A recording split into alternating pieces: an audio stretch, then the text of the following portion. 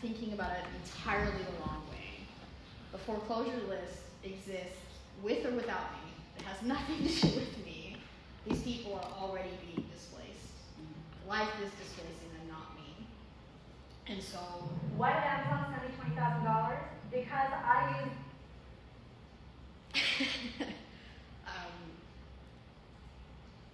I want to help people. I want to be a good person to people. Everything that I do needs to be a win-win. Innovation deal that we did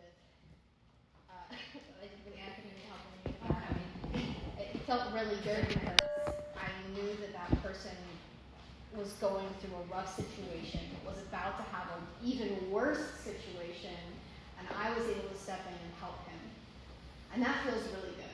And that's the kind of work that I want to be doing, right? I don't want to be sneaking around and stealing tax liens and all this crazy stuff. It just doesn't feel right. It feels evil to me. So I came to the realization that life is displacing people, not me. And I have the ability to help people, and I want to help people. I should help people. And the list is long. There's like 300 something people on that list. And I remind myself daily that I cannot help everyone. I can't help everyone, but I can help someone. So I've decided to start looking at the foreclosures list to see if I can help somebody get out of a bad situation within my power. And I have decided that I would handwrite letters to these people and hand deliver them. I think my handwriting is terrible, so I was going to type them up on the computer at the library, like pay the 5 cents, to print those off, and then take those, like hand deliver them, because I'm just starting out. I don't have a whole lot of money to be paying postage all the time, so I was going to learn to do that. So I was handwriting letters to people that I felt like I could make a real difference for. And then I folded it up in an origami letter. It's cute. I wanted to have like a token of like I come in peace, right? I truly, genuinely want to help. So for the first 3 that I wrote letters to, I got $25 HB gift cards. But while I was there, I spent way too long to pick up the perfect white roses, so come in peace kind of thing. I went over to get the 3 gift cards, and I saw this 3-pack of Hallmark little mini gift bags. I was like, there's 3 of them. I have 3 letters. It's a sign. I have it. So I did that. I wrote the letters, folded up, a little gift card in there, put it in a little bag, a little rose, and put it in there. And I went and handled it to people. I've only gotten a response from 1, and that's because he happened to show up. It's pointing at her right now. So yeah, I'm contacting people. You guys gonna sit down? Yes. Terrifying, but I'm trying. I'm making efforts. So what I thought was interesting, and I'm trying not to take it personal, is she learned something that I'm positive that we talked about in here. I'm sure, right? What is different, right? And I think that's why, like, this is a big part of the reason why. In one of the first ones that we talked about, I mentioned specifically, I could tell you everything about everything, but the learning doesn't really start until you get into activity. And so I recognize that. So I'm not offended that you learned something out there that I taught in the classroom. That's how it works, though, right? It is. When you expose yourself to the information, and it seeps into your subconscious, right? You don't really learn it until you learn it. Right. Everything in time. Time on task beats talent anytime. Absolutely. Now, one of the things, actually, some of you may not have heard the entire story, and I don't think that she told the entire story. But this is what I like most about the story. Ashley got into activity, and what she doesn't recognize is in a short period of time, She made this decision. She jumped into this thing. She got action, right? Immediately, she said, here's what I'm looking for. She got clear about her goal. These are some things that I'm going to do. She started to do the things, and then she was like, whoa, wait a minute, things are happening.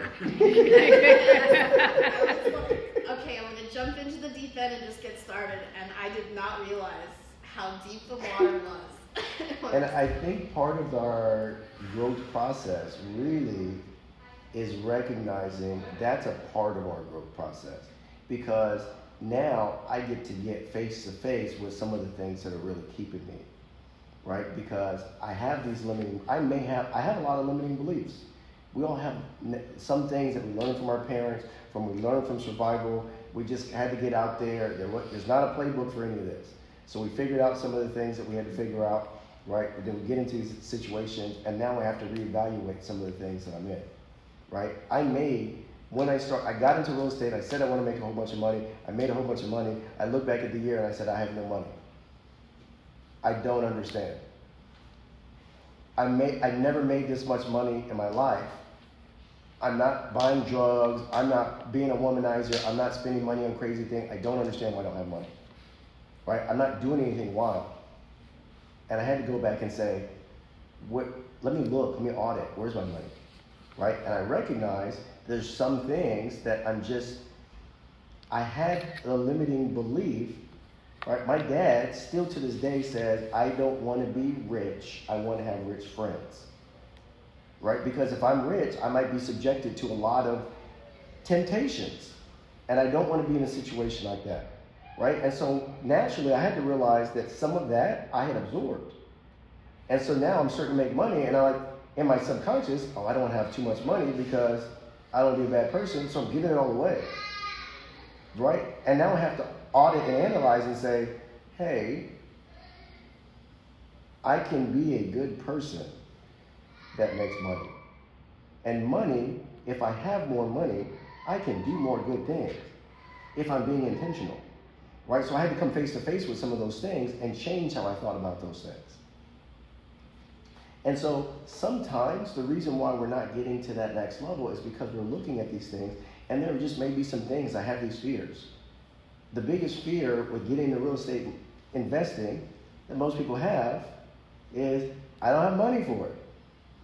The reason why I started teaching these classes is because you don't have to have a lot of money to be a real estate investor.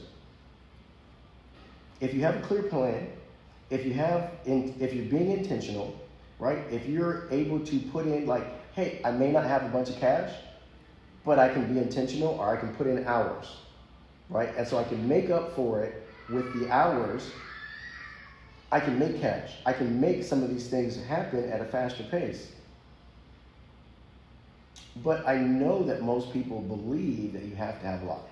In a short period of time, I have been able to do a lot of stuff because I didn't lock into the fact that you have to have a whole bunch of money to do some of these things.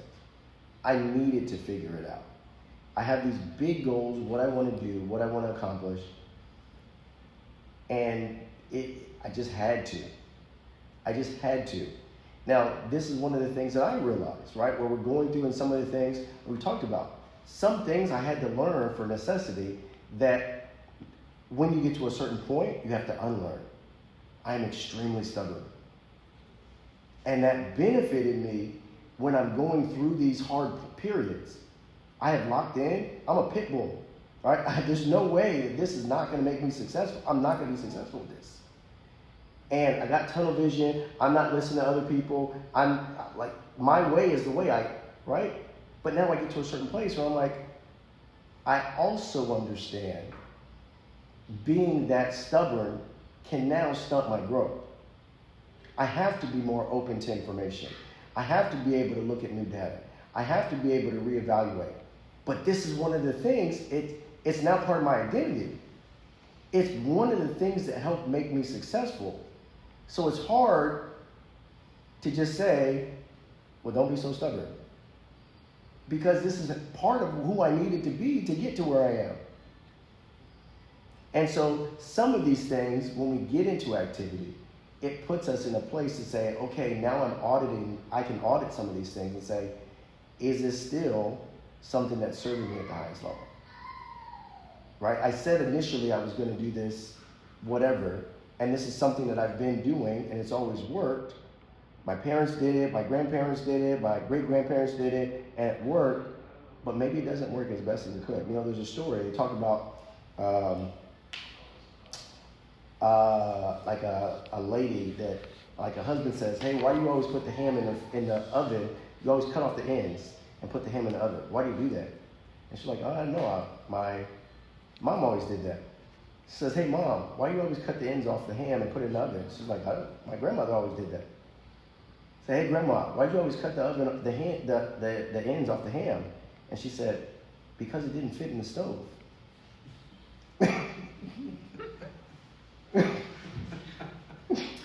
Right? And sometimes we're doing these things just because, like, that's the way we did it. We're not auditing, we're not asking any questions, and they're like, oh, that made sense for her situation. It may not make sense for my situation. Right? And so now we have to go to a place of saying, okay, I have to audit some of these things. I have to figure out, I'm married. I have to figure out, is this still the best thing to do?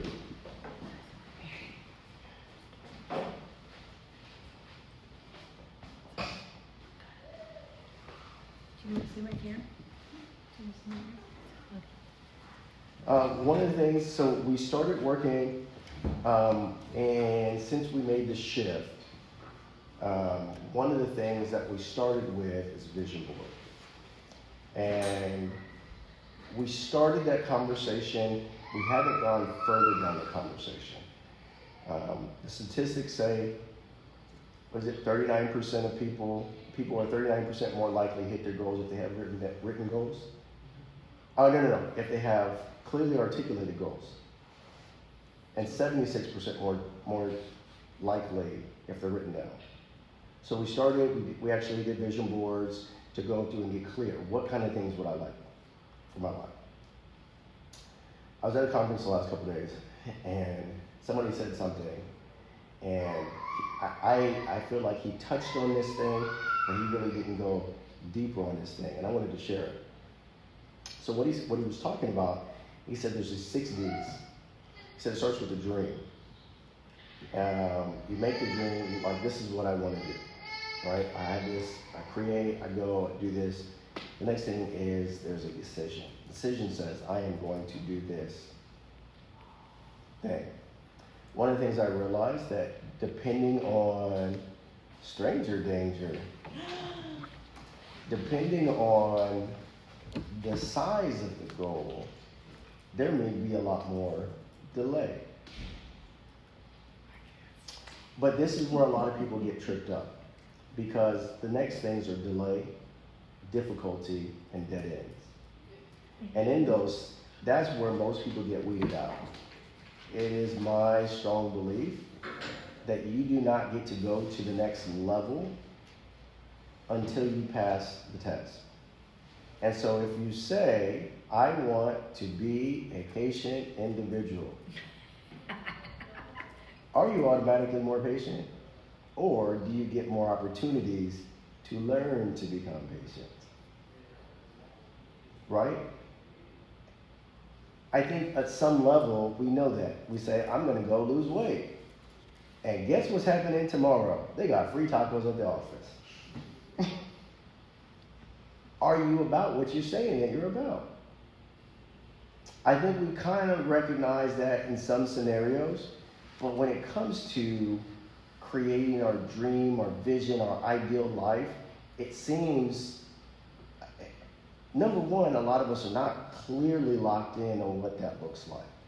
So it's easy to get derailed from it because I don't really know. Like, at least if I say, I have this summer body that I'm here for, I kind of have an idea of what that looks like. So I kind of can, envision it. Maybe I'm not clear, but I have this, thing that's kind of sort of in my head. But when we're talking about our dream life, sometimes it's so hard to look up because of the stuff that we're dealing with. I got family. I got children. I got exes. I got all the stuff, right? There's all these different things that we have to take care of. So it's hard to look up. Sometimes I'm just in a situation And I'm now here, I'm making a decision, but there's so much stuff that like I'm entangled in a whole bunch of stuff that I gotta get out of. And so with that, it's a lot harder to see clearly the path when I'm saying I'm gonna get out of there. But this is my experience. I understand these things are part of the process.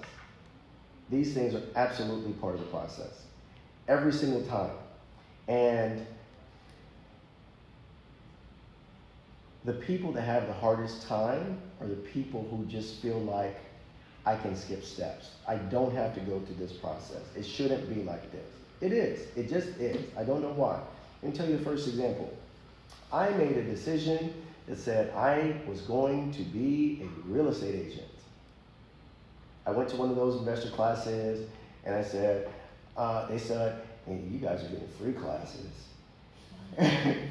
They said, what's that use $1,500 class? And the $1,500, I said, let me look up this $1,500 class. I said, the class looks cool, but they said, it's good information, but they try and sell you on a $20,000 class. I'm like, I know for sure. I can figure out $1,500. I cannot figure out $20,000. But real estate seems interesting. Like I understand some of the stuff that I don't know anything about real estate, but I understand some of the stuff that they're talking about. Like I understand the concept, so like I just need to learn real estate.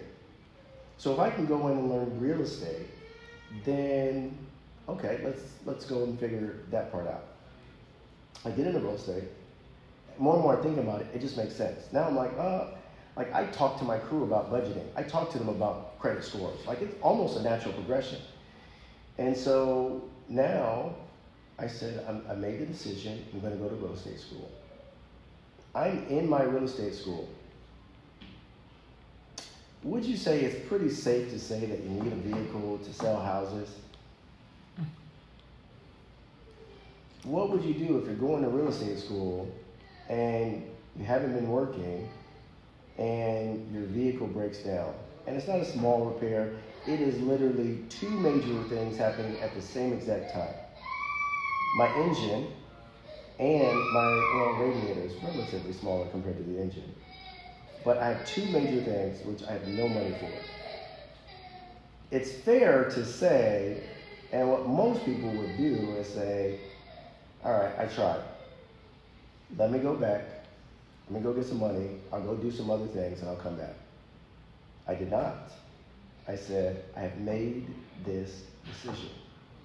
One way or another, I understand that real estate is going to change my life and my family's life. And I continued. Now, this is being recorded, but whatever. My parents are just going to have to see this story. I'm retelling it. This is my truth.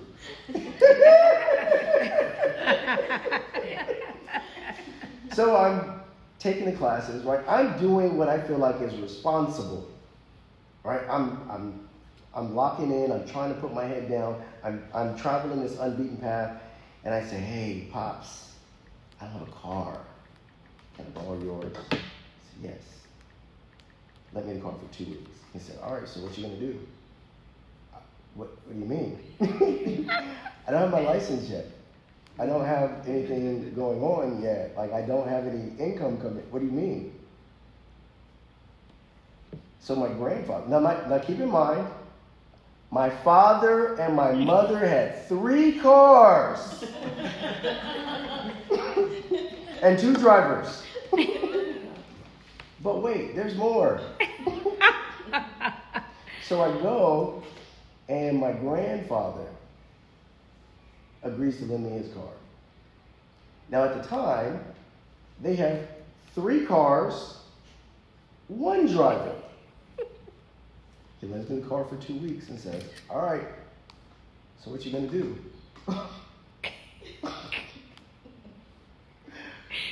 Okay. Right? And most people in that situation would say, "Hey, I tried. It's uncomfortable. I'm hitting these dead ends. It's difficult. It's challenging." And I said, I have decided that real estate is going to change my life and my family's life. And so eventually, through a series of things, I end up acquiring a car, and it's raggedy. And so then what happens is 2016, any of you guys ever here in San Antonio in 2016 remember that real bad hailstorm? That real bad hailstorm? And so this little car the first little car I acquired, I'm driving around, but the hailstorm smashed the back window. So I'm riding around with no back, I'm a great real estate agent. I got no back windshield. Hail damage all over the car. I end up getting, I don't know how I got out of that car. I ended up getting into this gold Cadillac. Well, that was after like a series of other, like I'm just going from beater to beater. And right, this is part of the process, but I have decided real estate is going to change my life and my family's life. And so we start to get some motion. I get to our office. They tell me there's going to be, oh yeah, once you get your license, there's going to be so many people calling you, and they're going to be blowing you up to come to their brokerage. I got one broker that called me, and 2 brokerages that sent me letters in the mail. One of them did not even address it to me. Somebody else's name was on there, but I'm like, I'm going to the interview anyway.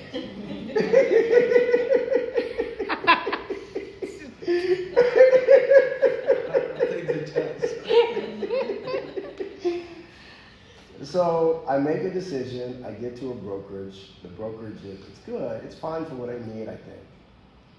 I'm impressed, like some of the skills of the leader, but the office culture is telling me you got to have it's going to take you 9 months to get your first deal. I'm like, listen, that can't happen. So I'm doing everything, right? Because I have decided this is going to change my life and my future family's life. So I'm doing everything that you can think. I'm doing rentals. I'm doing, like all the stuff nobody wants to do. Give it to me. I'll take it. Give it to me. I'm doing it all. Right? I'm locked in. I got to make a way. In the process, and I won't bore you with all the details. I will bore you with a few more though.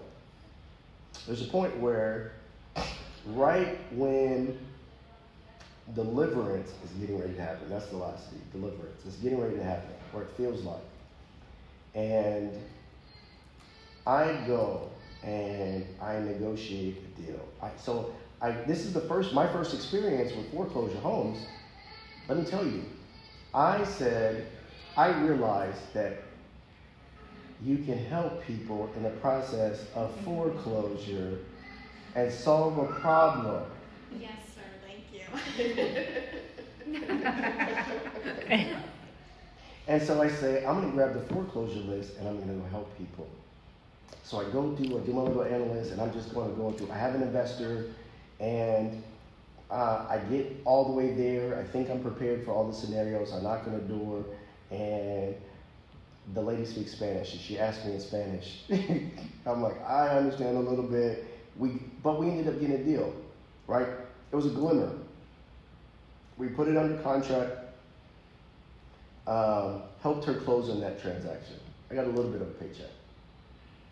I helped the investor clients that I was working with, and I guided them through the rehab process and said, here's some recommendations, ideas, some of the things. I'm grinding, and I'm like, okay, I got another paycheck, I think. So we get to the other side, they renovate it. I'm on cloud 9. We do the negotiating. I go home, and my lights are turned off. Now, I just negotiated with my clients and helped them get $10,000 over our asking price. I'm negotiating. It's like 11 o'clock at night, and I'm on cloud 9. I go home, my lights are off. I say, that's fine. I needed to go to the gym anyways, right? You go to the gym, take a shower. No. At first, it was like, okay, I had to lock in, I had to start. So the next day, right, I started to get a little bit more efficient. The next day, my water is turned off. Now I say, I need to go to the gym. The next day, I'm driving. Now, through the process of the grind, I have a few people that I'm kind of navigating, and I'm getting ready to go show somebody a house, and my tire blows out. And when my tire blows out, I'm on the side of the road, and that's when I realize the spare tire in my truck doesn't fit in my truck. I don't have no money. I don't have no situation. Like, it's not a great situation. Sylvia actually is working with me at the time. She's working for another company, and she's on her break. She comes and she actually lends me the spare tire from her car. Mm-hmm. Right? This is a horrible week. Also, that week, I put 6 houses under contract. Do you know how many houses the average real estate agent sells Per month or per year? per year? They can be at this time, like less than 10. 4 or 5. Yeah, it's, 4 or 5 is what the average sells in a year. you did it in one. I put 6 in contract that week. I had decided that real estate is going to change my life and my family's life. Right? And so in the process of that, right, there's a lot of things that happen. But under that same understanding, a lot of people think it's not supposed to be this hard. Right? And so looking at the story, right? If you're in my story, you could see there's a lot of points where you say, I'm out. I'm out. I tried, I'm out. But I remember your personality at that time. You were trying to put every effort in the work. Mm-hmm. Like you were, when I used to call you or whatever, if you don't have time, you'll send somebody. Even Mhm. if you split the money in between. Mm-hmm. But you just wanted to make things happen. For sure. Yeah. So you had like a very good personality at that time. You were motivated and you were putting effort and you're like some people, if you call him and say, hey, it's after work hours, I'll say to one, no, you were until midnight, you were receiving the call or text and the emails and say, okay, I'm gonna call whatever, and your team, even after hours, until midnight, you'll do the work, and then second day, okay, did I did that? No, okay, I'm gonna call them. Just give me some time, I'm gonna call them like this. And you made it, because I remember I found you on Google. I was trying to rent a house at that time. So I was living in an apartment, and then my family came over here, and then we have to move to a house. And then we were looking, and your picture also. This guy, look, he can put from the page. He might put some time. Yeah, he's still young. He's a black dude. I like black dudes because sometimes they have energy. Okay, I want to make this happen. Like what he's saying, tunnel vision. Okay, I'm gonna make it. No. Okay. So he said, and I asked my sister Banana, if you remember. She was still in the high school. I said, I had 2 real estates. I said, whom should I call? This one, this one. She said, I think you go with this one. And I called her. Hey, we have a house and we want to rent it. Can you help us with this one? I found the house, but I found him, and there has to be a real estate agent to do it. I cannot do it by myself. So he said, I'm gonna come by. When we were walking through those houses Yeah. in the medical center area, from all those townhomes, where they. The one that we rented has a pool also. And we got it at a good price at that time. It was at the Greens Point. Yep. Yeah, Greens Point. And he said, okay. My mom saw him and she said, well, I feel he's a good guy because he has this smile and he's genuine. So I'm very okay with this guy. I think that he's gonna make it. And then on the same day we made the deal. But all of them, they said that he has a positive energy. So we all like it. Oh man, that's so. That was 2016, yeah. I think that one of the things, this is what I realized about that time period also. There were some things that I needed in that time period.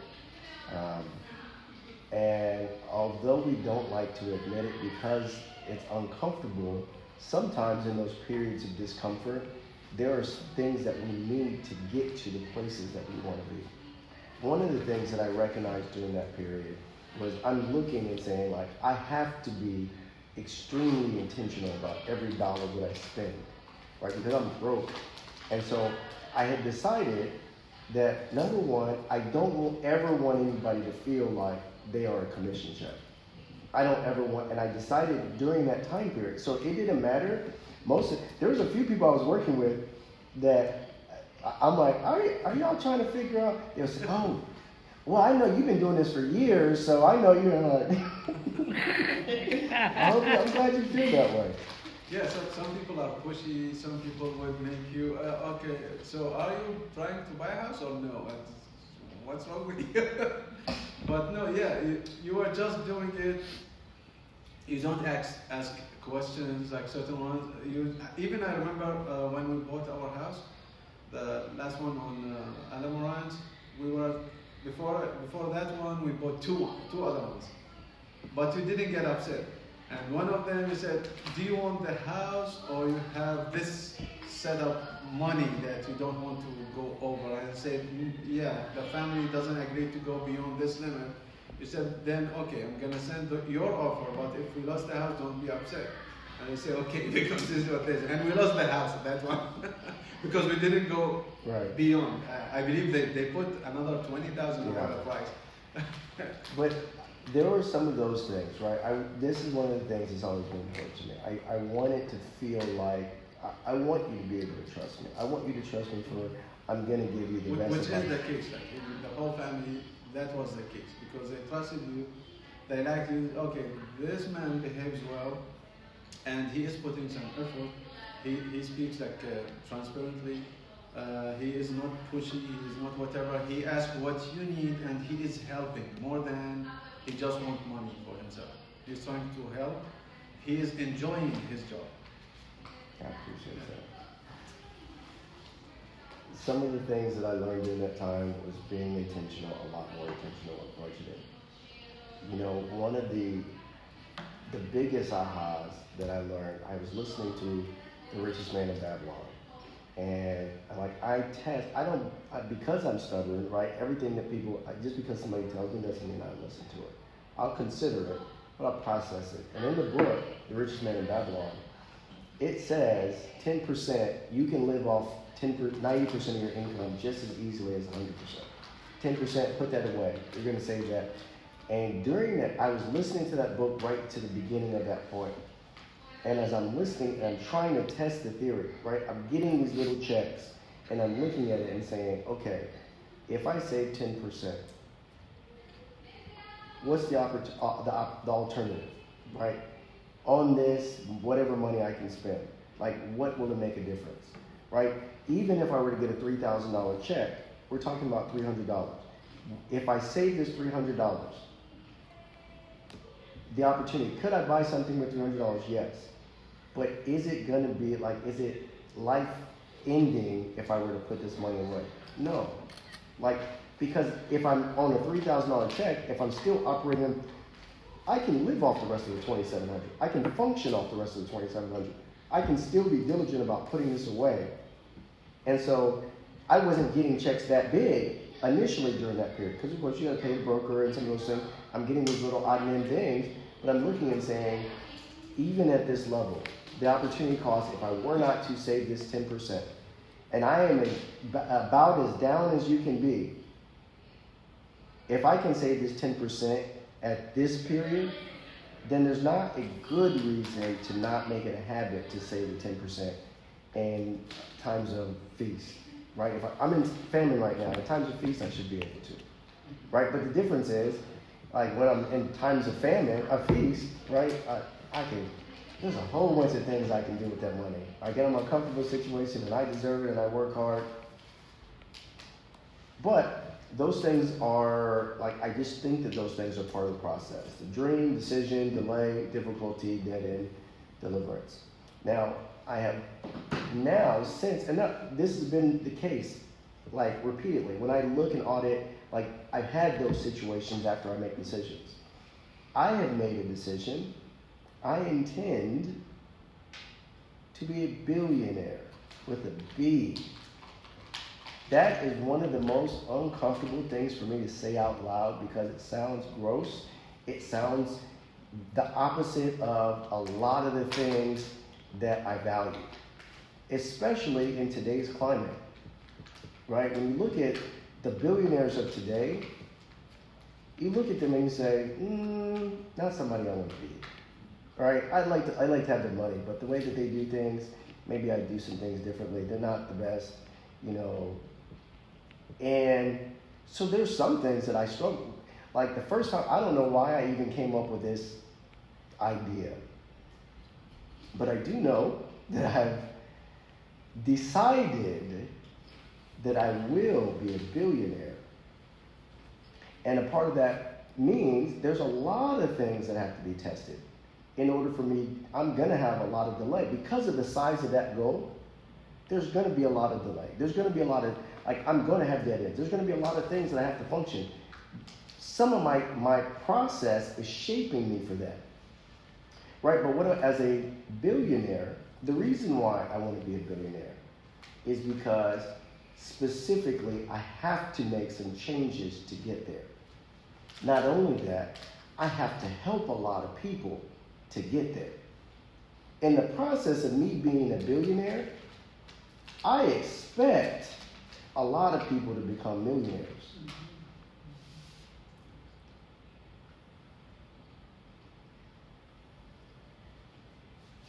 I also know that there's a process of peeling away, right? There's some things that I like, some people that I enjoy, I like their company, they're not on the same page. And there's some of the discomfort that comes with shedding some of those people, and sometimes they come back, right? Sometimes they have to go on their journey to get there too. But in order for me to get to that place, right, I'm sure everybody's seen the whole, the apple or banana, when you sit next to another rotten one and they all start to spoil, right? I understand that as part of the process. I also understand that I have to be intentional about actively going to say, I'm going to make positive connections. And that's uncomfortable for me as an introverted person to go out and say, I have to put myself in a situation to meet new people. Especially because I value the relationships, the good relationships that I have. I'm afraid to go get in new relationships that are not going to be good relationships. But I have to as a part of this journey. And so I'm not saying that to say anybody's goal should be that big. I'm saying that because I understand as part of the process, whatever the goal, whatever the thing that you've decided, Ashley said out loud to me that she wants to make $10,000 a month in passive income. Because, not for the money, because how it impacts her life, because how it can retire her husband, because how it can, a lot of the other things that she's going to be able to do. That's not going to be something that just comes because like, oh, okay, I hit the lottery and now I'm making $10,000 a month passively. There has to be intentional changes. There has to be intentional decisions. I also don't think that your personal goals have to be like that, right? That is a lofty goal. Because not only does she want to make $10,000 a month passive income, she wants to do it pretty quickly. Which, there's some things that she has to start to understand. There's a lot of discomfort that comes from being at the income level that I'm at right now to the income level that I'm talking about. There's a lot of discomfort, and I can't be comfortable to get there. And whatever the goals are that you're setting, my thing is, it just needs to be clear. It needs to start with having a clear plan of what it is that I'm going to do and starting to take steps, action steps. These are the things that I'm willing to do for it. Let me ask this question. Is it, I know what almost everybody, I don't know what you do for work. What do you do for work? What I'm working? Mm-hmm. I'm not happy with my work, but you say you were a store manager with Walmart? McDonald's? Because I remember that we had a manager, a store manager in Walmart. He was so like you. Since the first time I saw, I was like, is that Which Walmart? him? I don't remember. They came sometimes as a visitors, but he was really looked like you. And now when you were talking to him and you say I was a store manager, I was like, yes, he was him. I was a store manager in McDonald's in 2 Walmarts, so that was possible. So you were in Walmart. I was at McDonald's and Walmart. But no, my Walmart was like there was no McDonald's. Oh, okay. But since I saw you first time, I felt that I see, like I saw you, I know you. I don't know. This is why I thought that you were that store manager that I saw. So for now, I'm working as a sales floor associate. Okay, sales floor associate. Lender, realtor, IT. nerd. Side note, everybody should probably make sure that you know everybody else is doing, build relationships, all that fun stuff. Zane, what do you do now? Are you still doing the same thing? Yeah, which is, but I have a friend, he is trying to start a company of trading. So we are just doing like meetups sometimes over the internet, of course, because they live in different states. And we graduated from the same college. So he is doing some classes until we reach a certain point, then we start to do some trading. Not like day to day, but at least once a month. There are certain steps that he's developing a strategy, and he said for the last 2 years he's been consistently making some money, even if it is only 1,000, 2,000, but at least he's not losing. Right. Which is what we would like. Which is great. So I asked that question, but where I was really going is it easier to make more money or save more money? Which is easier? Is it easier to increase my income? Tomorrow, I need some more money. Next month, I need some more money. Is it easier to make more money or to save better with what you already have? Save better. I think it seems so simple that most people overlook it because we're used to the hustle, we're used to the grind, we're used to and when we're kind of going through it doesn't feel like, especially in a situation like a lot of situations I've been in, I don't feel like I had wasteful habits, so it doesn't feel like I should look at my spending and audit it.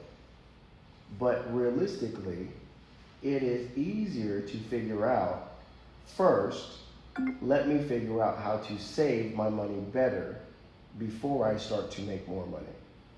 And it is also a part of the reason why, because most people don't look at that part first, I'm a lot more fearful of getting out and investing, which you probably should be, right? For most people, investing is a little bit like gambling.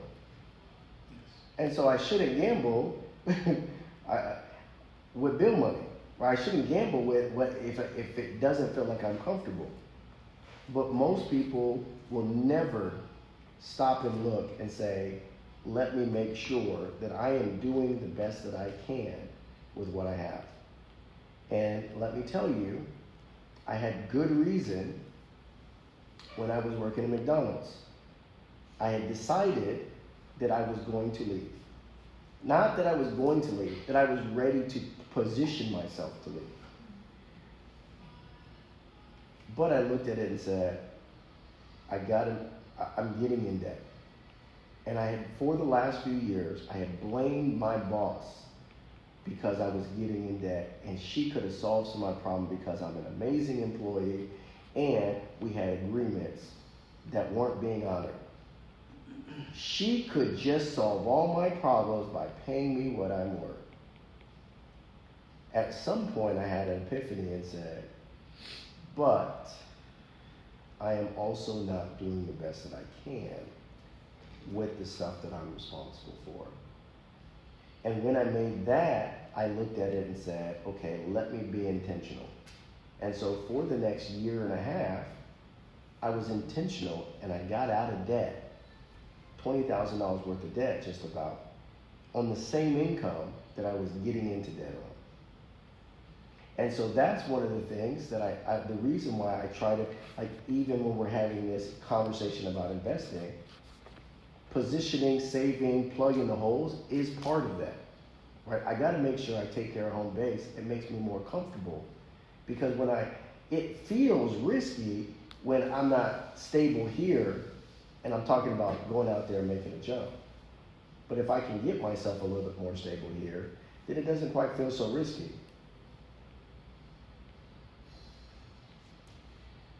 Speaking of making a jump, I heard you say, Zane, I heard you say this, and it made me think about this video, so I pulled this video up.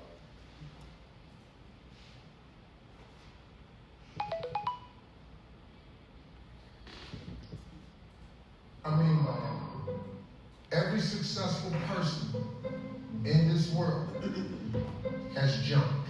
I'm going to tell you what I mean by that. Eventually, you're going to have to jump. You cannot just exist in this life. You've got to try to live. If you're waking up thinking that there's got to be more to your life than it is, man, believe that it is. But to get to that life, you're going to have to jump. Now, I'll tell you why I call it jumping. See, God, when He created all of us, He gave every last one of us a gift at birth. He never created a soul without endowing it with a gift. You just got to quit looking at gifts as running, jumping, singing, and dance. It's more than that. It's if you know how to network, if you can connect dots, if you draw, if you teach. Some of y'all fry chicken better than anybody else. Bake pie. Some of you cut hair, color hair. Some people do grass. I got a partner, man. Never wanted to go out with us because we stayed out too late. Come on, man, Robert. Now I got to get up early tomorrow. I'm cutting this Johnson grass. We kept laughing at this dude. Cutting grass. How much they pay? He got a landscaping company in Cleveland worth $4 million. Because all he do is cut grass. But he was gifted at it. I got a partner on a detail shop, made $800,000 a year, detailing cars. He got 6 mobile trucks on him now. $800,000 a year. All he do is detail cars. That's his gift. That's what he loves to do. You've got to identify that gift. Now listen to me. When you see people in life, when you're standing on the cliff of life, and you see people soaring by, you hear about them doing wonderful things. Maybe you look up the street and your neighbor just gets a car every year, every 2 years. You know, how's he doing that? Have you ever thought, maybe this person right here has identified their gift and is living in their gift?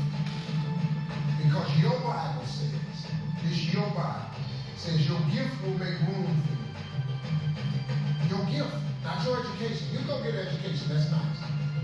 But if you don't use your gift, that education only gonna take you so far. I know a lot of people got degrees, man, that they ain't even using. It's your gift. But the only way for you to soar is you got to jump. You got to take that gift that's packed away on your back. You got to jump off that cliff and pull that cord. That gift opens up and provides the soar. If you don't ever use it, you're going to just go to work. And if you get up going to work on a job every day that you hate going to, that ain't living, man. You just existed.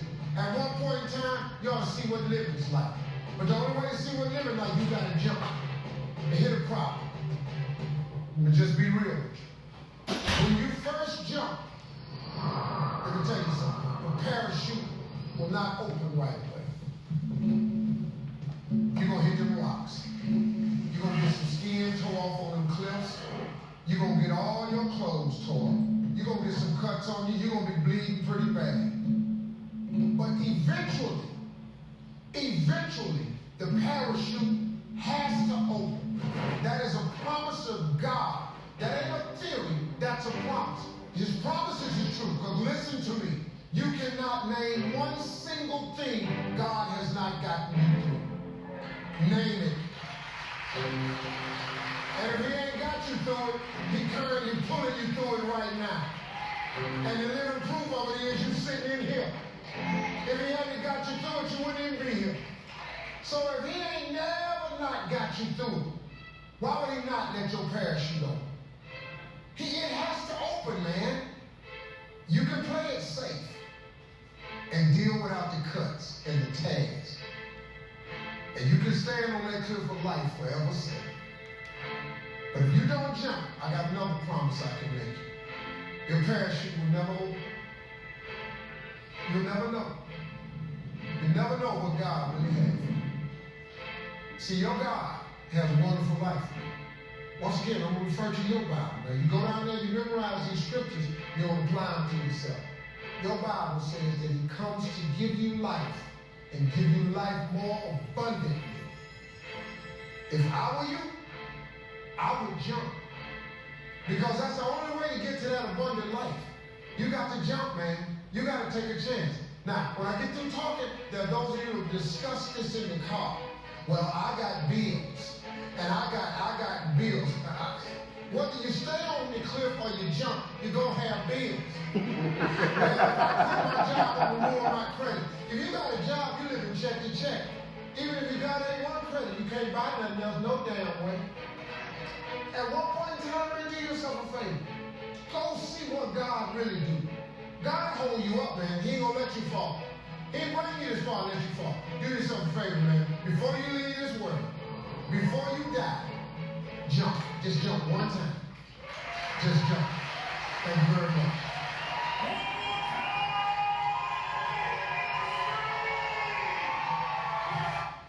When you said that earlier about jumping, that I hadn't seen that clip in years, but that's what it made me think about. I'm like, a lot of times when you listen to a lot of successful people's story, it's kind of cool when you go and you see their story.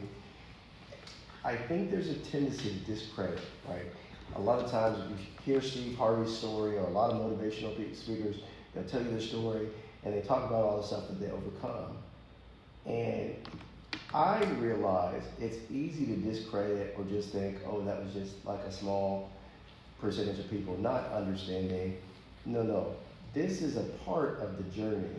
If you're trying to get to that type of level, you deal with that kind of disappointment, loss, all those things.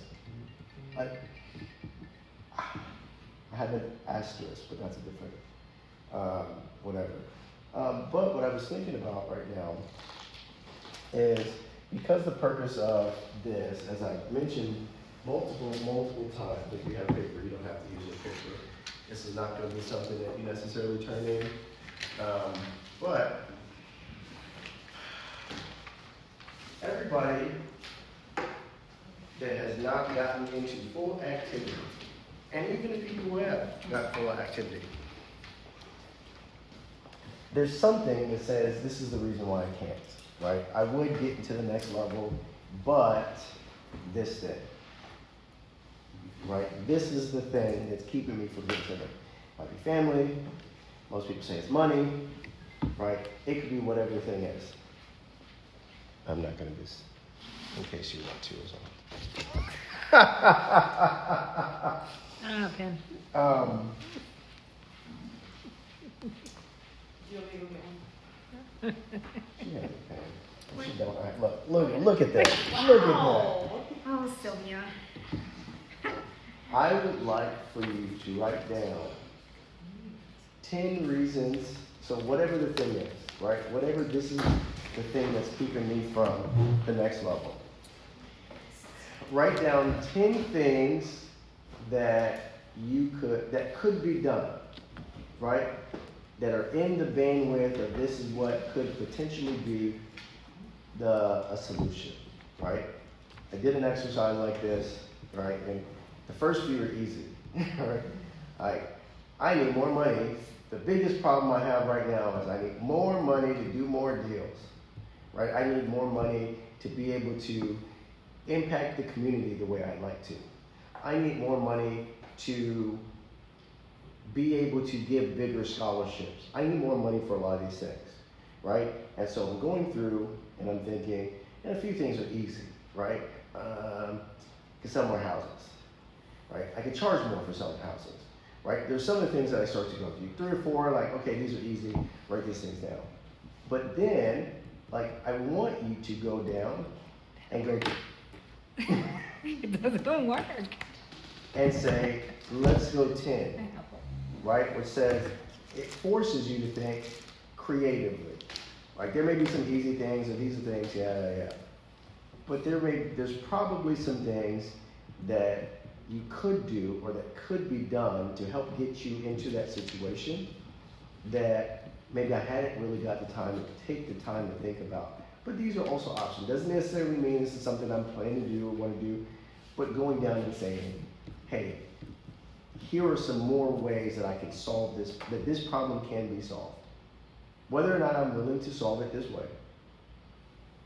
That is the exercise right now. 10 items that would solve my biggest problem right now. AI. Okay. ChatGPT. Right? Oh, we're about to get there. What if we don't have 10? Oh, there's more. This is the exercise. The exercise is to get outside of the normal stuff. Because sometimes it's some of those other answers that are actually like, hey, this is something I can't do. I didn't think about it because I've been busy and I've been kicking around these options that I know, but there's some other stuff that I hadn't thought about. There's some other things that maybe like I thought about it, I had a glimmer at this idea, but I didn't have any time to work it all the way out. And I think it's going to require sitting down and working it out.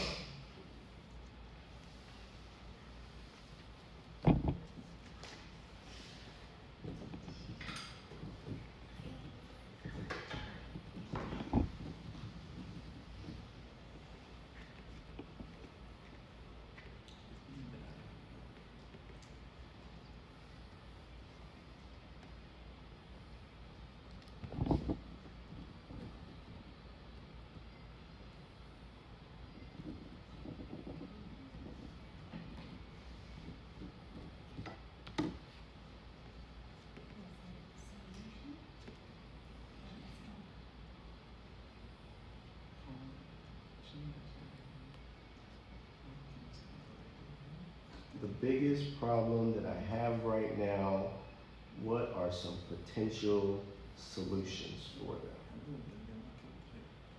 So you want the solution, not the I want you to think through, right? I want to be a real estate investor, but I don't have money, right? Here are some of the things. How could I, okay, but I don't have money. How can I earn more money? What kind of things do I have the bandwidth to do? Whether or not I feel like it's practical, could I, if I really wanted to do these things? I want to be, and again, the purpose of this class, money is the thing that moves most people. I understand everybody's goals, problems, life, it's not just money. And money, one of the things that I learned, most people's money problems are not money problems. The money is a symptom. Money is the easy thing to scapegoat. But there's a lot of times there's something else, right? I believe that in a lot of relationships, they say it's money problems.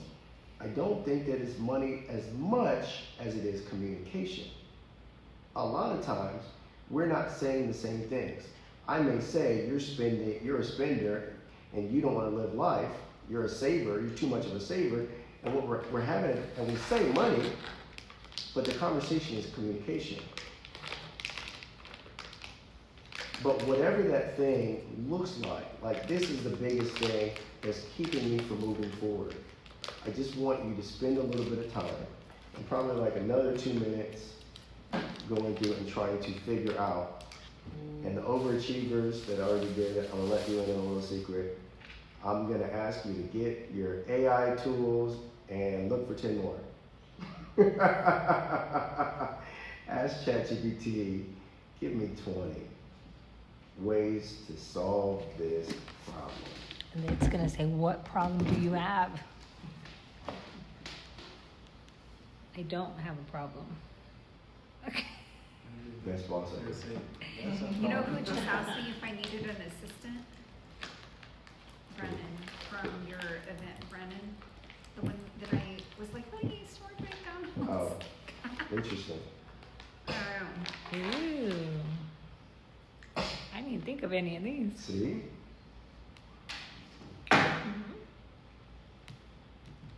That was weird. Did you get 20? This is Copilot. Co-pilot? Mm-hmm. Yes, I got 20. Everybody else who, huh? Oh, now it's your time. So this is going through your thought process, but now, like, it's enough time. I want you to use ChatGPT or your other AI tool of choice and ask that. This is the problem. Give me 20 solutions for this. That's what you just said. Yes. Oh, but some of them that I asked here are some that are on my list. That's why I said 20. Ask it 20 because I want you to get a total of 20. Yeah. So some of them, yeah, some of them are going to be overlap. But I wanted to go through the exercise of thinking through some of the things first, because sometimes when you actually sit down, you can be surprised, like, oh, I actually was, now that I'm sitting down, I'm actually able to come up with some answers that I hadn't thought about. And then I'm also able to understand that there's tools that can help me, right? We're in a completely different time period than we have been in the last couple of years. Says I should use public transportation. You Sorry, not coming to work. may have to give it more information. You may have to tell it that you're in San Antonio and the public transportation is not good. Ooh.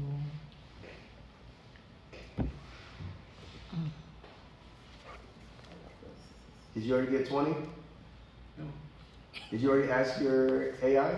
no. Now, so, I had the major ones, but each one had like sub okay. division, like one that can have like three different Oh, items. they break down. Okay. So I have to work on each one. So now I would like for you to ask your AI tool. Do you use AI at all? Yeah, I don't learn much, but So now I want you to use the tool and ask it the question to help you solve this problem, and tell it to give you 20 answers to see if there are new answers that you hadn't thought about.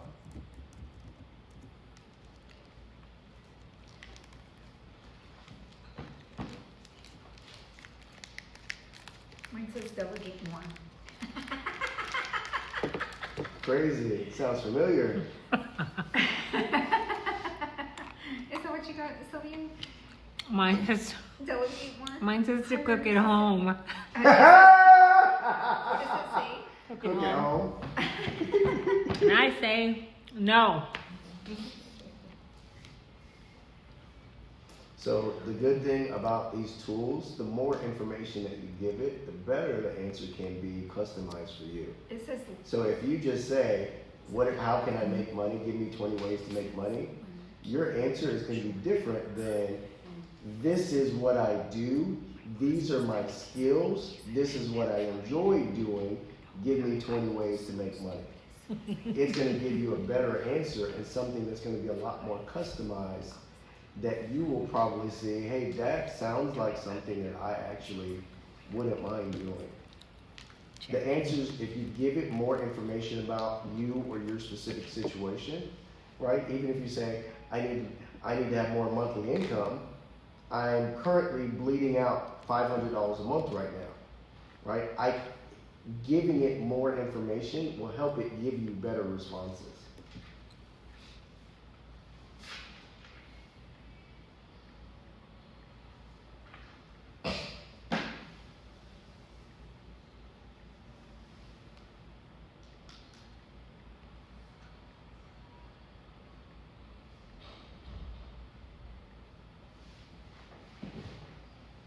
Oh, but you're not allowed to share this with my husband.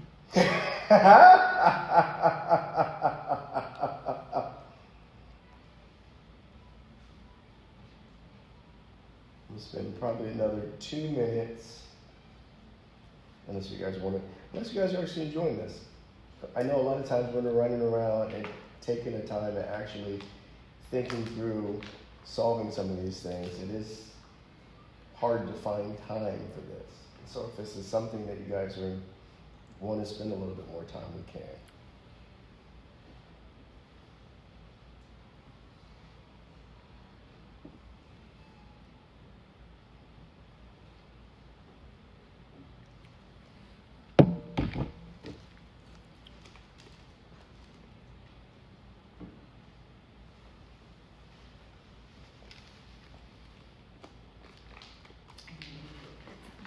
What's in partner and doing for each one of those? You bring very what?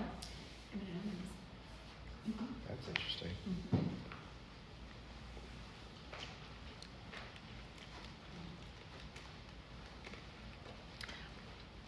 You know, I bought a Walmart today for that little boy, glow in the dark Sour Patch Kids. Oh, that's cool. Have you seen them? Mm-mm. Hmm.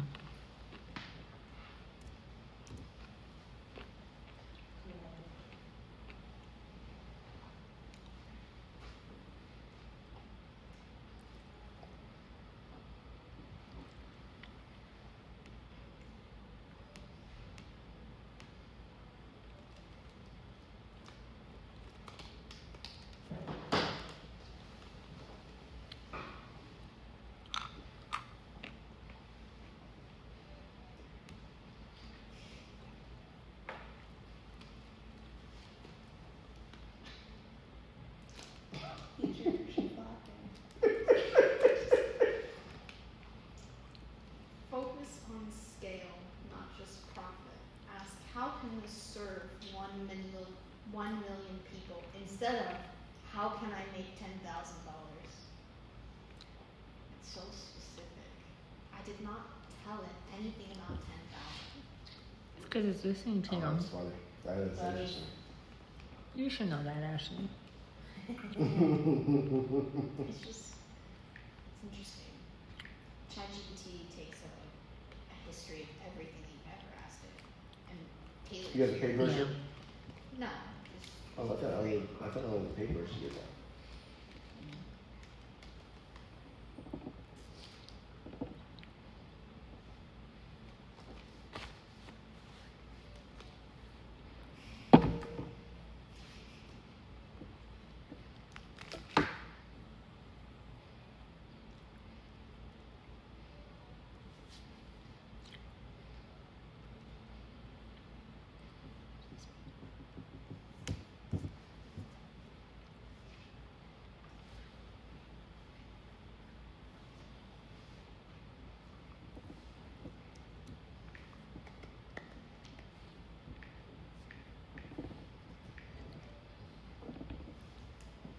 Anybody want to share?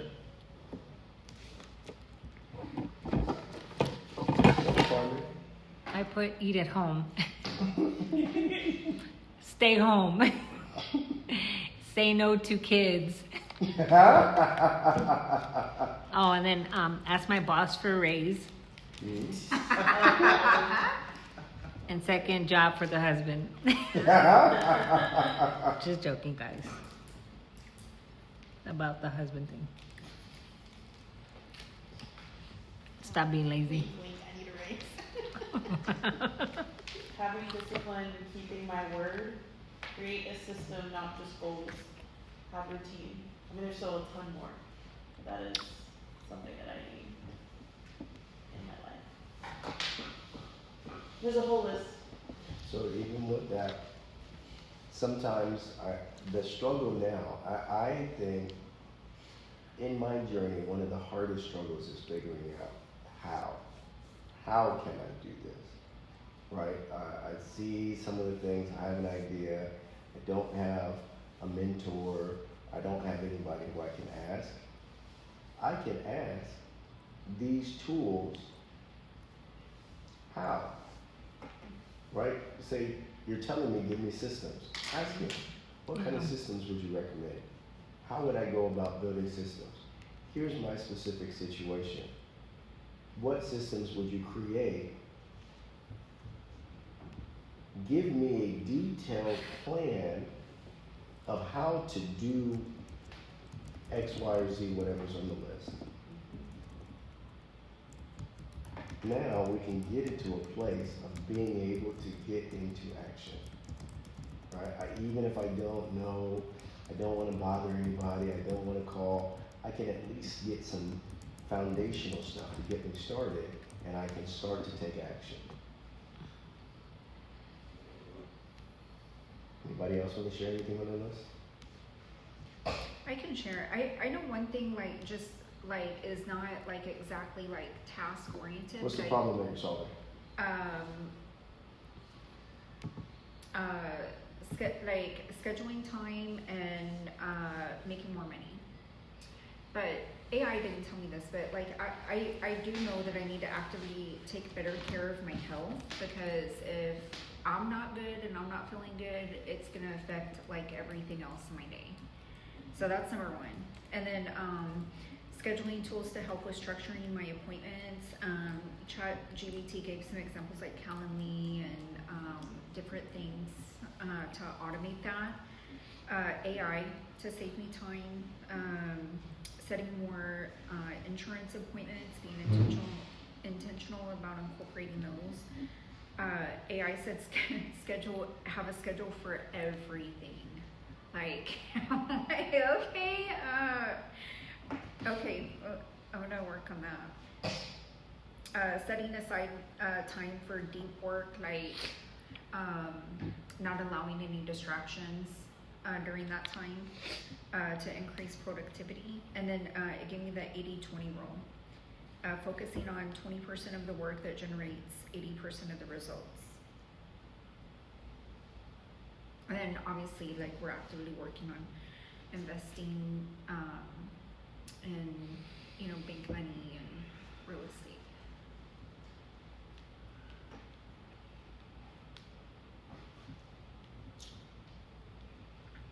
Anybody else?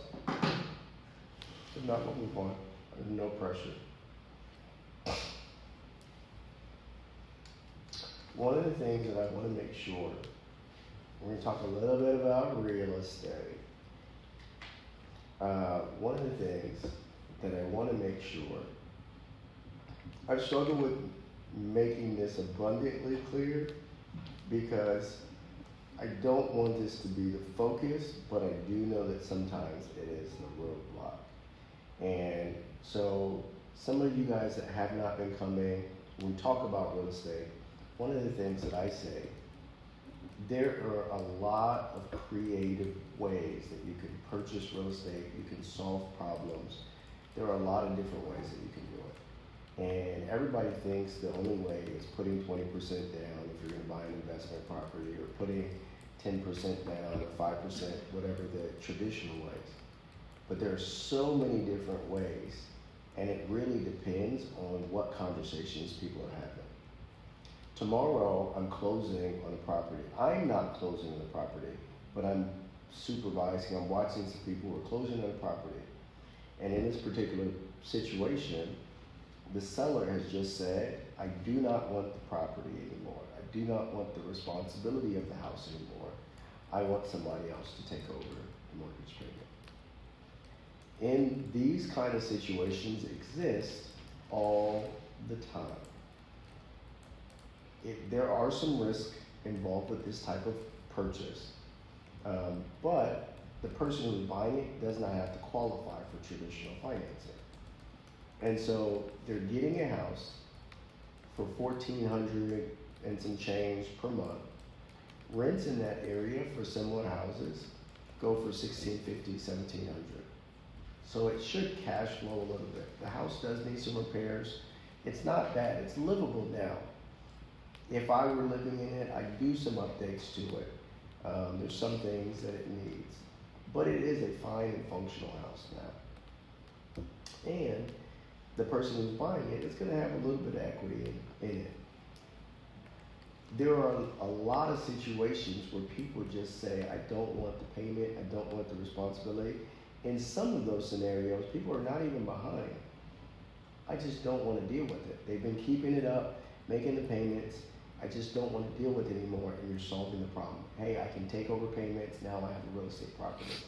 Now I have your equity position, right? Or, hey, I know there's something here, I don't know, but let me call Anthony, because I know he might know what we can do with this situation, right?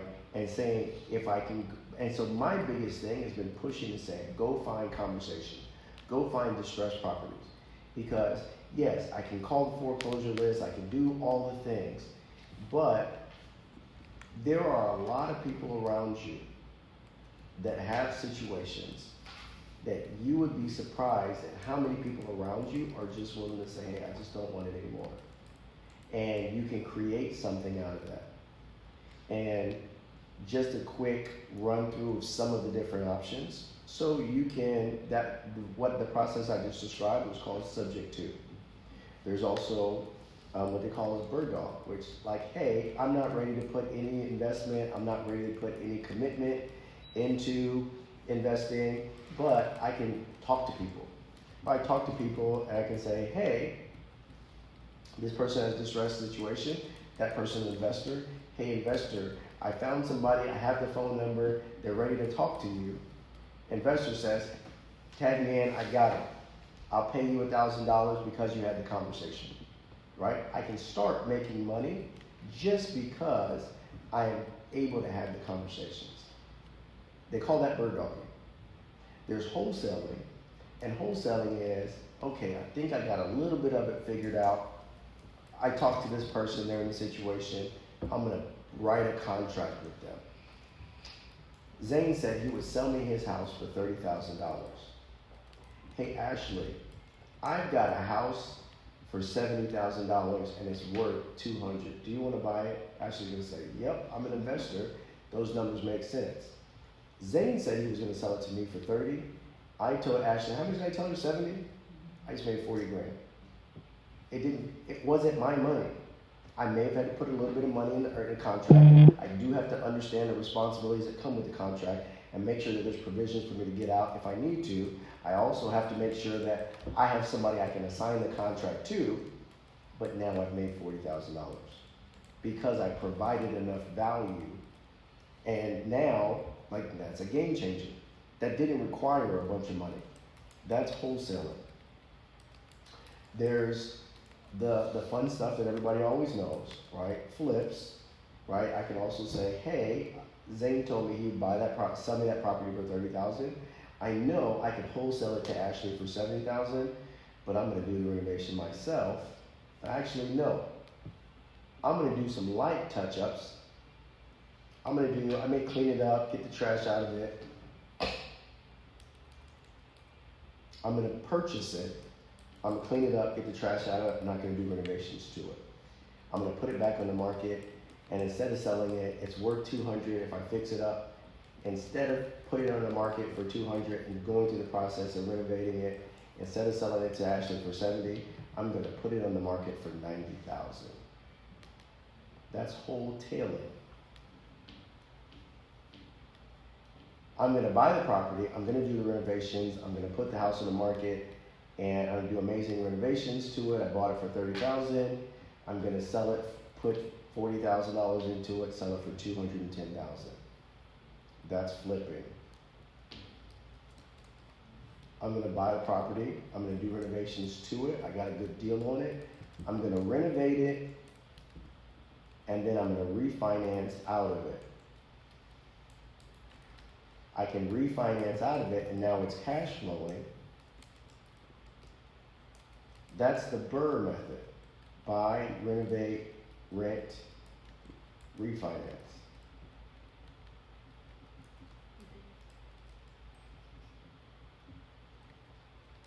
Now I have that property as a rental. These are some of the common ways of financing. So in bird dogging, it didn't cost me any money. Wholesaling may have cost me earnest money. Wholesaling, I got to figure out how to close it. Wholesaling, oh yeah, I said wholesaling. Wholesaling, I got to figure out how to close it. Flipping, I have to figure out how to close it. With flipping and wholesaling, I may be able to use transitional funding. I may be able to use hard money or private money. Those monies, that money lends based on the deal. If there's enough equity in the deal I described, 100% of hard money lenders would give you all the money for it. Some of them would say, well, we want you to have a little bit of skin in the game, but that deal makes so much sense that I'm super safe that we'll figure out how to get you the rest of the deal. Also, in a lot of these deals, like there may be a potential, hey, this is actually a true story. Somebody said, hey, Anthony, I think this is a deal. Do you think this is a deal? I said, yes, this is a deal. He says, do you want to partner with me? I said, yes, there's enough money in there for us to both make some good money. And you can actually learn the process with a safety net, right? That is something in some situations that I am open to and some investors would be open to. If you find a deal that's good enough and I have no money but I have a deal, investor, this is a great, amazing, slam dunk deal. You have money, I have the deal, let's partner. Would some investors do that? Yes. In the Burr method, where we talked about you buy it with hard money, they send you the money, you refinance out of it. There are programs like DSCR. If you want to know more about that, Jackie is a lender, she has all the information about that. But DSCR will qualify that based on the property. So they're not going to qualify you based on your work history or like the normal process. They're going to say, does the property make money? Is the property making money? If it is, we'll use that to qualify. If it's making enough to cover the mortgage, the debt service coverage ratio, we'll give you the money for that. So There's a lot of different tiers, but a lot of these things can be a lot more manageable just by understanding. Novation, I forgot to, novation. Novation is you go and you say, hey Anthony, there's this property, I don't want it anymore. Zane says, Anthony, I really want 50,000. And I'm like, I can give you 40,000 for it. He says, no, I really need 50,000. I say, okay, I'll give you 50,000, but let me do some improvements to it first. Will you sign this agreement saying I'll give you $50,000, but give me a couple months to get it sold? Zane says, cool, I'll wait a couple months if I can get the 50 that I'm looking for. I say, cool, sign this agreement that says you're gonna get the 50,000. Now I'm gonna do whatever I'm gonna do. I'm gonna do improvements to it. Now I may decide I'm gonna carry the mortgage payments, whatever we decide. But now I don't have to qualify for expensive funding. I don't have to do some of the other things. Now I just have to get it sold. And so you said you would take $50,000 and you'd give me 4 months to get it done. Now I'm gonna do some renovations. I'm gonna put the house on the market. Or I may just go find somebody else and say, hey, coworker, I got this house, 90,000. We go to the title company, we get it all done. The original person says, remember your agreement, you said you would buy it for 50,000. Here's your money. We get to the title company. The buyer brings in 90,000. I brought the deal. You got your $50,000. I made $40,000. That's novation. So novation, DSCR, wholesaling, bird dogging, flipping. What else? There were two other We ones. talked about, I said the BRRRR, B-R-R-R. And then that's a combination, and the BRRRR leads to rentals. And so when you're doing the BRRRR method, it's because you're planning to keep the property as a rental. Sometimes that's one, if it's single family traditional homes, It's probably one of the better ways to create cash flow.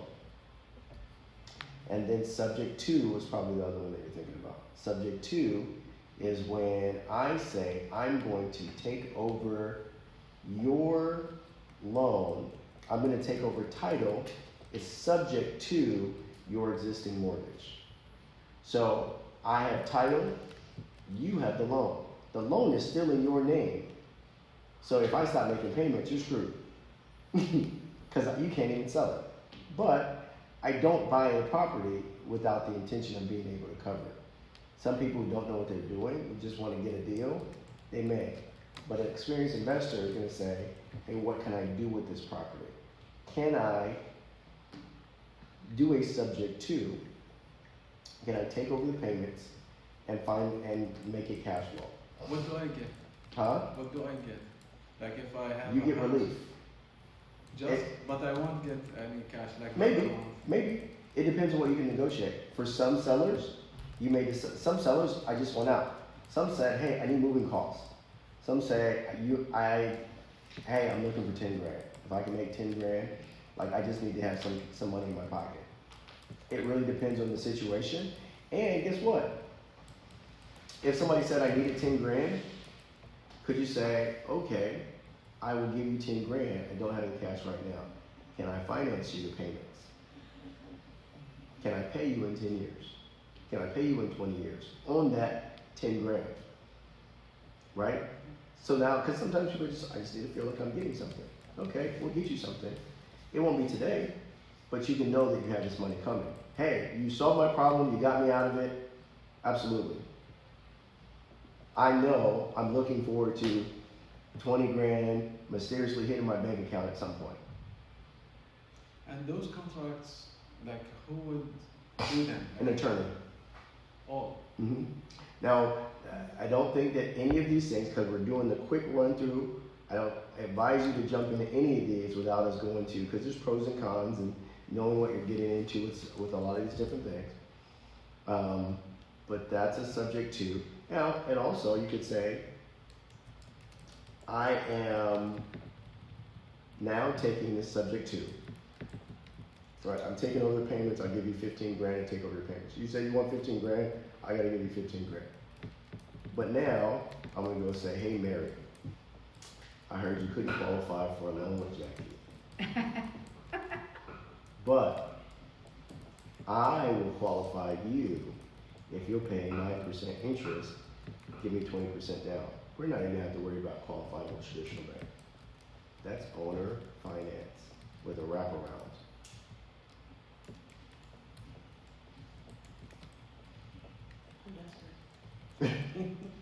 You're solving a problem. So a lot of people are.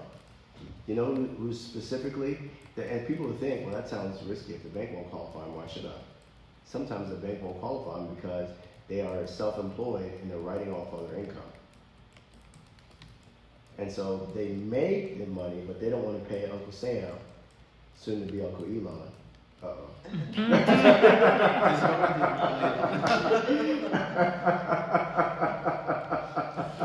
So can you do a bird with duplexes, like a final duplex? Can you do a bird with duplexes? Yes. Yes. Do you still? But you may also, usually with a bird, it's because you're trying to force appreciation, right? And so I may be buying it because I got hard money, it's easy to get, I don't have to qualify traditionally. But with a duplex, you're also being able, like sometimes people are worried about their income. It's easier to qualify for a multifamily. It may be easier, sometimes easier to qualify for a multifamily than a single family for a higher amount. Because you're able to use a portion of that income that's coming in as part of your qualifying income. So you may be able to qualify, but yes, you can if you find a deal that's good enough, you buy it, you renovate it, you throw the renters in there, it's building cash flow, you rent it out, yes, you could. What about the primary residence? So I'm allowed to have only one Right primary now, residence? one at a time. And, I have a new primary residence almost every year. and you have to sell the previous No. one? Or no? No, I still have them all, most of them. And on your driver license, what would you have? My most primary residence, But you have multiple ones. they're not primary anymore.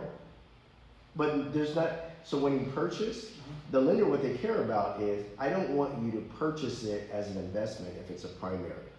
Why? Because there's more risk. If you're buying it as your primary residence, you're living in it, you're gonna fight a lot harder to take care of it and make sure that the bill is being paid. If this is my investment property and things get funny, I might just say, right? And so if I have this as a lender, if I have this additional risk, I don't want to make it easy for you. So I want more money down. I want to give you a higher interest rate so that at least it's more beneficial for me if you do it. Right? At least I was able to make some money, recover some of my money if you decide to stop paying me. So it's a little bit more expensive that way. But when I'm buying as a primary residence, and I'm glad you brought that up because Anthony's recommendation, for most people, the easiest way to become a real estate investor is to buy a primary residence and then buy a new primary residence and rent out the old one. I get a better interest rate, qualifications are easier. The mental, we talked about mindset at the beginning of this. The down payment. The down payment is lower, but the thing that makes the biggest difference is the mindset. I had 3 properties before I realized that I was an investor. And I'm glad because mentally, the idea of being an investor scared me. Like actually thinking about it, but I was just jumping into it solving problems. So when people call me an investor, I'm like, I'm not an investor. I'm not an investor. Right, but there's a mental shift. It feels easy to rent out my old house because I know everything about it. Oh, I know. Oh, this light that cuts off. You just go in the garage, hit the reset button. That's how you fix it. Like it's just renting out my house. It doesn't feel like this big task of being a real estate investor. It's just renting out my house. That feels easy. Whereas the same house, if I were to say, hey, there's a good deal, buy your house and use it as it may turn it into a rental, you'd be like, oh, well, I don't know anything about the house, and what about the renters, and what about, there's so many different things. Mentally, making the switch to becoming a real estate investor is a lot easier when I'm just renting out my house. That doesn't feel quite as scary. There's some nerves, right? But it's not as scary as buying an investment property. Now, a lot of people don't like it because if you have to keep moving, Sylvia hates it. I keep moving every year.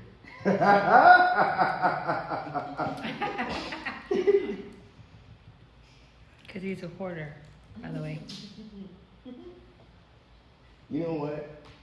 When I was growing up, they said reduce, reuse, recycle. Is that how you are? Is your house full of stuff? Not as much stuff. Anthony buys houses for the storage. That's a flex. Yes, but we didn't talk about what's in the storage.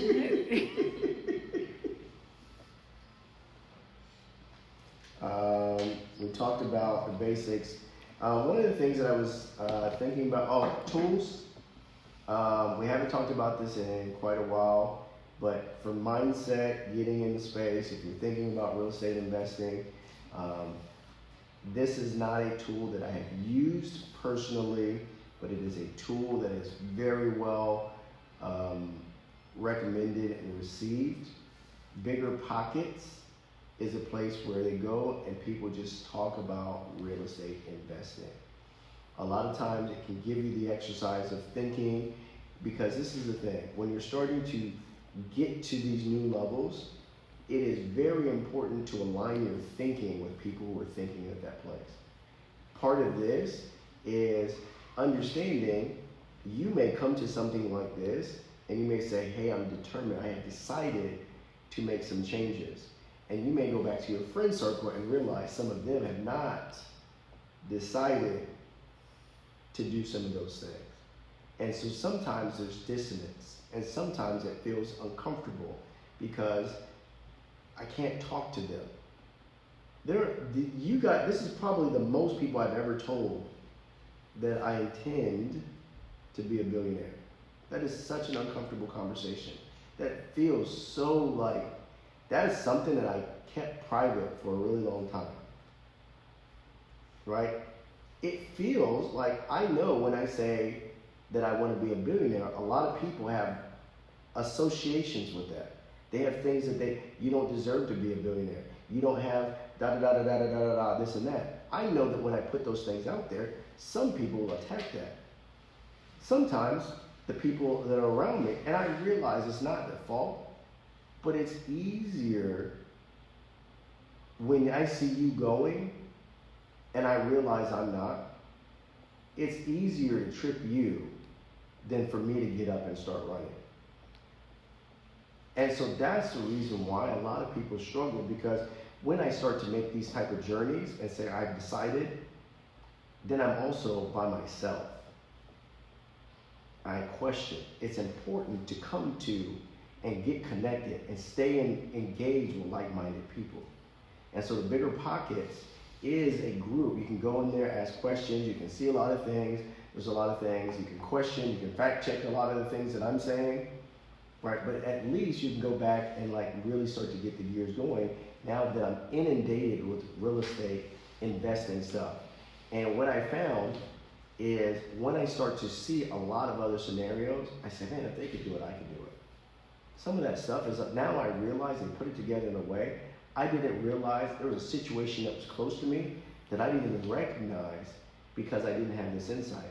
And now that I have the insight, the next time I will recognize it. I can do something and spring up because opportunities around you. And it's just a matter of, are you equipped to receive it and to understand? There are other things that usually we don't talk about. Like, for example, do we only buy houses in Texas? What about apartments? What about lands? So, the reason why I don't talk about land, apartments, some of those things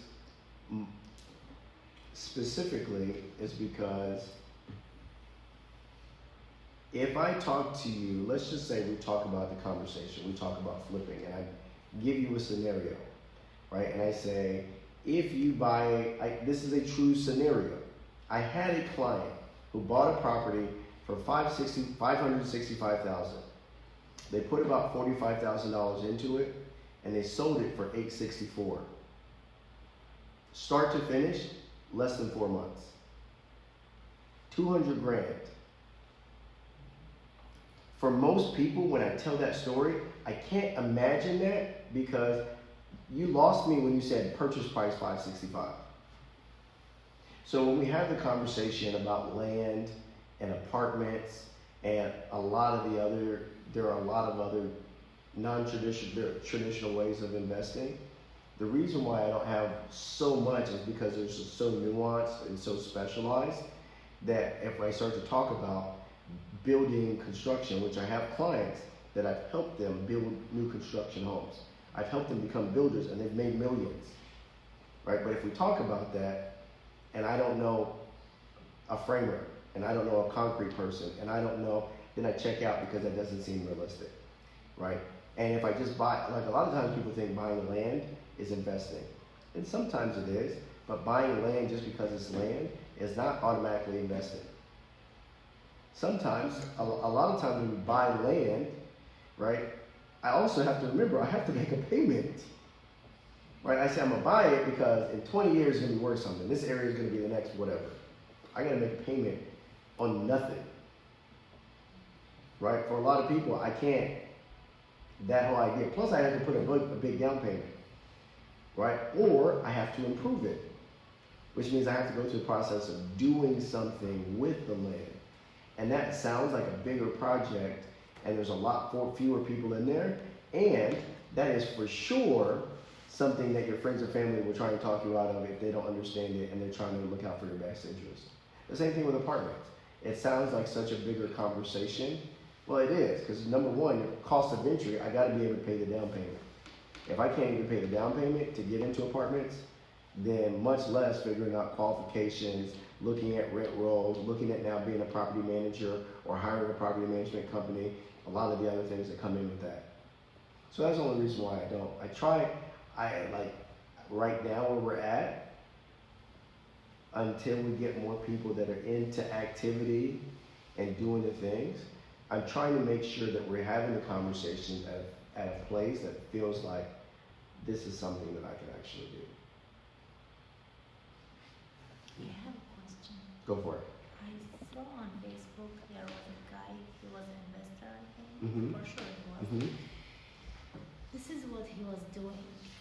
Like he find like a property, Mhm. let's say a huge home, and he will try to buy it, but he will buy it not with cash money. He will collect investors, Mhm. like I have this and you have that, Mhm. and then he will make contracts, and then he will collect the money, he will do that, and then he will give you percentage Mhm. by your money that you will give. Mhm. That this is what like your like Your ownership, your percentage, exactly right? your big percentage. Mhm. So is that right? And Yes. how does that work? Like is that will be good or bad or will It make depends. money? I can tell you about my personal experience. I invested in one, Mm-hmm. and would I do it again at some point? Maybe. Mm-hmm. I would definitely be a lot more intentional about how I did it. With this particular one, I looked at the group. I saw an opportunity to get in with a group. I saw the people in the group, and I said, "Ooh, those are heavy hitters. They know what they're doing. I'm in it. I'm not even asking no questions." We got into it. I knew where the property was. I'm familiar with the area. I like the property as an investment too. I didn't do the research and none of the other stuff that I would have done, because I said, they got it. I know they know how to handle it. Well, a few months into it, our AC units got stolen. And that was a surprise to me. We did not have the AC units bolted down. And for the area, to me, doing my due diligence on it, that would have been the first thing I did because of the area. Like, why would you not, right? So we had to put more money in there to go and do that. It's called a capital call. And then we had a plumbing leak. And so we were trying not to use the insurance, so we did another capital call. So I'm putting money in. I thought I was going to write a check, and then in 5 years, I was going to get some cash. I had to write another check. Then the leaders at the top of it had a breakup. And so when it came down to that part of it, it now became something that one person basically wanted to do scorched earth with the other person. They didn't want, I wanted anything tied to that person. We don't want to be connected to them. And so usually with this type of plan, the plan was we buy it, we do improvements to it, we hold on it for 5 years, we sell it for a profit at that point. Well, we're selling it way earlier, we haven't recovered. There were some of the things, even with the rents, that we found out afterwards, that some things weren't reported properly. There's a whole bunch of a mess in it. So that was one time I was able to turn $25,000 into $4,000.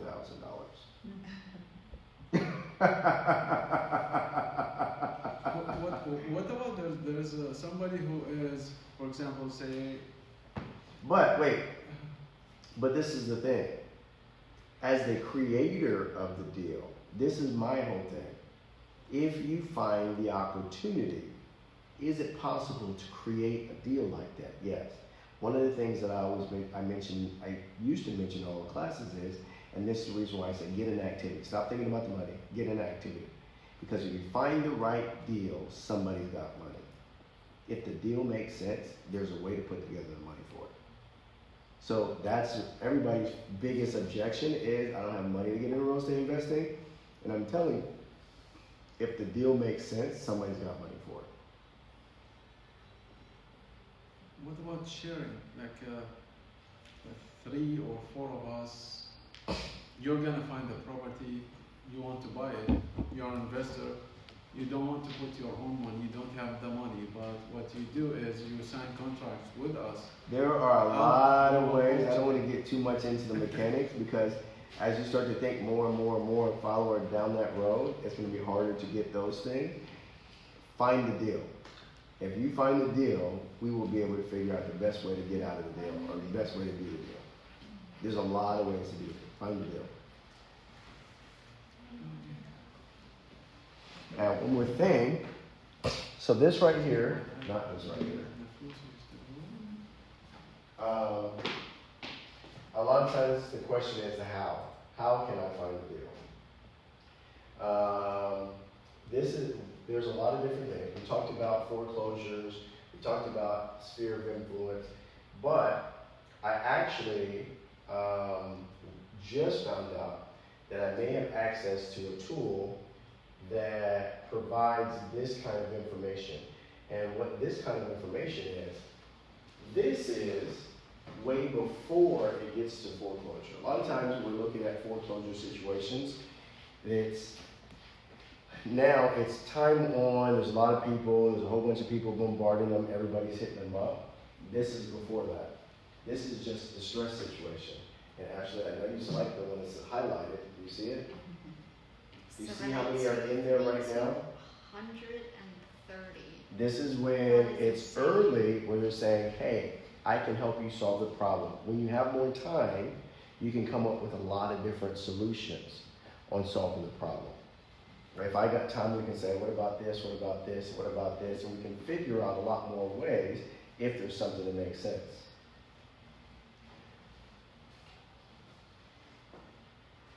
So one of the things that I was thinking about, anybody who likes live oak, Anybody that what? that likes live oak area, I live up in Converse. do you see how many, this is 78233, do you see how many are in that zip code? 384 houses, according to this. 384 What are those? These are before they get to the pre-foreclosure. They're pre-foreclosure. Pre-foreclosure. Pre-foreclosure. So they're like a couple months late. Yes. Yes, that's exactly what it is. It's a couple months late. But a lot of times, right, coming from the place of, hey, I want to help you solve problems. We can, if you wanted to say, hey, I can be intentional, I can find an area, it doesn't even have to be, like a lot of times people say, I have to feel like I have to hit the whole entire city. No, I can be intentional and say, let me find my little zip code and let me just work my area, right? This is something I can do after work. This is something I can do before work. This is something that I can pick up the phone and call my neighbors. And so one of the things that I'm looking at is getting access to this is something that I'm considering, and giving access. This is something that you would probably not be able to get access to. But if this is a way to create new options and new solutions for you to get into activity, then we're open to it. And this would probably, I haven't figured it out, it'd probably be something like a $50 a month to be able to get access to this information. But again, the recommendation that Anthony has, and this would be, we'd actually be pulling phone numbers for these lists. We'd have the addresses and phone numbers. That's amazing. Yeah. Having it early, ChatGPT. The average number of contacts it takes before a motivated seller responds or calls back typically ranges from 6 to 8 touch points. Doing 6 to 8 touch points in the 2 weeks before they're going into foreclosure feels like you're pushy. Leave me alone. You're too much. But pre-foreclosure, 6 to 8 touch points over the course of a few months feels so much more manageable. Right. From a seller and a buyer perspective. Right. There's plenty of time to build a relationship. Yeah. So those informations we can get it only through you. Or your team. You would not be able to get this particular list, from what I understand. You would not be able to get access to this list. Yeah, because this is only for realtors or registered with the city. So there's a cost, and I would, again, my recommendation for most people, for everybody, is start with your SOI. It doesn't cost you any money to talk to the people. Sphere of influence, people you already know.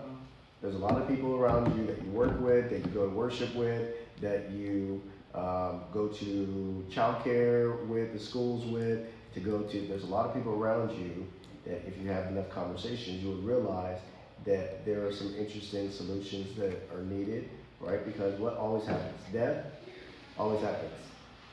And a lot of times if I end up with this property that is not my problem, but now I have to figure this thing out, I got the taxes, I got the responsibility of this thing, I don't want it, right? Death always happens. And I see a lot of times that they cause problems because I went to an appointment today where somebody, I'm walking to the house and the person who's living in the house thinks that she has claim to the property, even though, because she was the common law wife of the person that passed away. So she wants to go and fight with the person that passed away's child.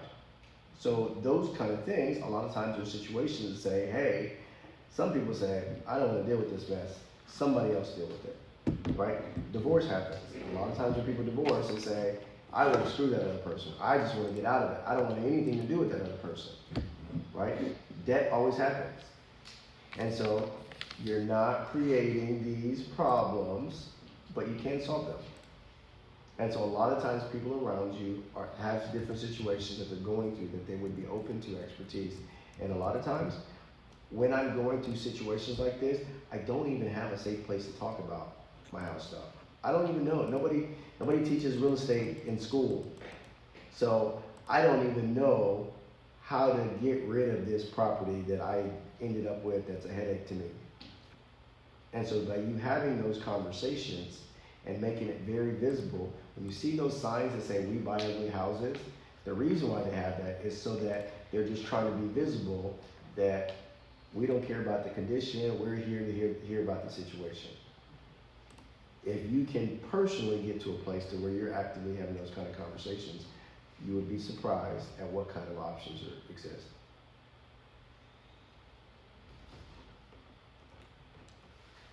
I think that we've spent a bunch of time today. Anybody else have any specific questions? Has this been productive? Yes. Awesome. Thank y'all for coming out. Oh, when you signed in, you got an email that says commitments. I actually do look at your commitments. There is sometimes a level of accountability that comes with your commitments. But this is you saying, hey, this is the thing, this is a part of getting clear, this is part of the dream. I'm getting clear, these are the things that I want to do. These are the things that I'm so willing, I really want to do it, I'm willing to put it out there so that other people can see it. And sometimes people can help with it. So I'd like for you to go through, fill out the link, and say, hey, here's the commitments, these are the things that I commit to do. And the intention is, between the next time we're having this is something that you're saying, I will get started. It's not to say that you have to make $100 million by the time the next time we have class. What you're saying is, I will get into activity, and there's some things that I'm going to do to start, right? I can start with this list that I have, that we created today. It said, here's some of the roadblocks I had to get to the next thing. I can actually get started by working through this list and seeing what things can I actively do. I can get started by saying, okay, Anthony, let's set some time. I want to dive a little bit deeper. Here's some of the information I have, but I think I'm hitting the wall. I can get started by saying, hey, ChatGPT, give me more clarity. Give me a better vision. Give me more instructions so that you can actually get into it and make it bite-sized and manageable. Does that make sense? Alrighty. You all have a wonderful evening. When is the next meeting?